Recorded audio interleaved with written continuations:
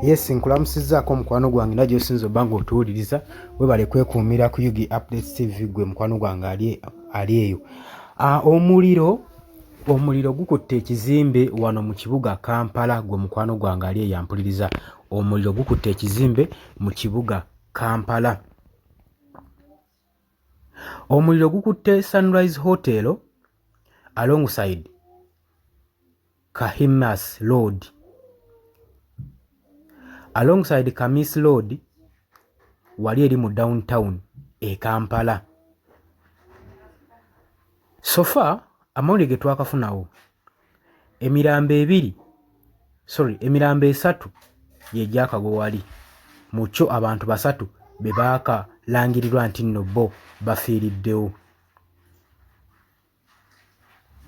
Era kigambibwa nti abantu 15 be balumiziddwa era be baddusiddwa mu ddwaliro n'ebisago gwali eyo ampuliriza. Naye nga amawulire agava mu nkubo galaga nti nno omuliro guno engeri gye gutandiseemu gutandikidde mu kifactory mu dduuka erimu erina kifactory ekikola sabbuuni. Era bagamba nti chemicals zino zibatabula mu factories ezo ze zigenze mu maaso ne ze-explodinga ne zikwata omuliro ne gutandika okulanda gwe mukwano gwange ku kizimbe ali eyo ampuliriza.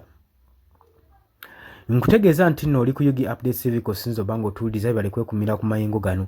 Gwagala tweyungako kirira wansi waliwo ekigambo subscribe kikoneko obeere ng'otufollowinga. Abali mu diaspora emitala w'amayanja mwenna mbaanirizaako nnyo. Abali South Africa, Qatar, Oman, Dubai, Saudi Arabia, abali mu US, UK mwenna mbalamusizaako nnyo. Mwebale kwekuumira ku Yugi Updates TV. Mukola kyamaanyi nnyo okwekumira ku mayengo gano kuba mwabagawezezaawo. Wabula nagambye gwagala otwegattako towerabira ku koona kade. Omala okukoona mu kigambo subscribe koonako ne mu kade. Kakati tetumanyi nsonga lwaki ensangi zino omuliro gunyiikidde gwefubiridde okubanga gwokya ebizimbe by'abantu saako n'ebintu by'abantu.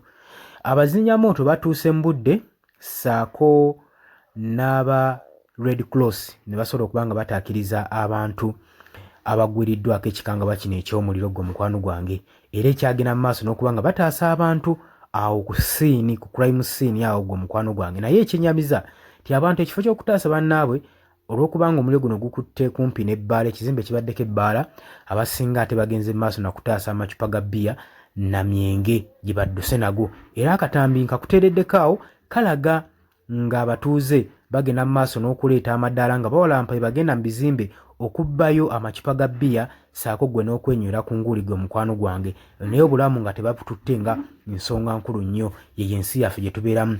Akatambi ngenda kubanga kakuteerako obeere nga wekkaanya ku kigenze mu maaso mu kibuga Kampala olabire ddala embeera etuuseewo mu kibuga Kampala ey'omuliro guno ogukutte edduuka erimu erigambibwa nti nno linamu ka factory ebadde ekozesa chemicals ez'enjawulo. Omuliro gukutte ne gulanda ne gwokyako ebintu by'abantu saako n'abantu ne bafiiramu. Abaakalangirirwako sofa basatu be baakafiira. Akatambi kaako saagala kusubya gwonna eka kuwerabireko.